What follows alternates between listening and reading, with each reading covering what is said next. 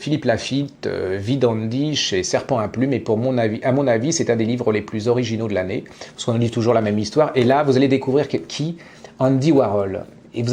l'histoire, elle est très simple, enfin, elle est très simple. En fait, Andy Warhol ne serait pas mort, il aurait fait croire à tout le monde qu'il était mort, parce que son rêve,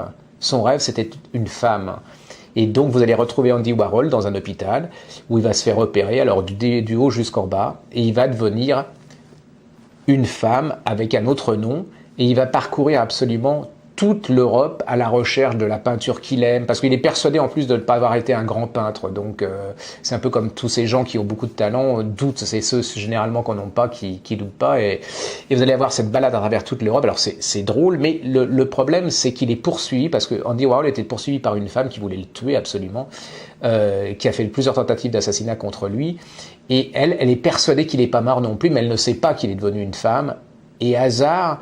cette femme va tomber amoureuse de Andy Warhol femme, c'est-à-dire que sans le savoir, elle va avoir près d'elle l'homme qu'elle veut tuer, et c'est une série aussi de quiproquos, d'humour, il y a plein de choses. En plus, c'est une découverte de Andy Warhol,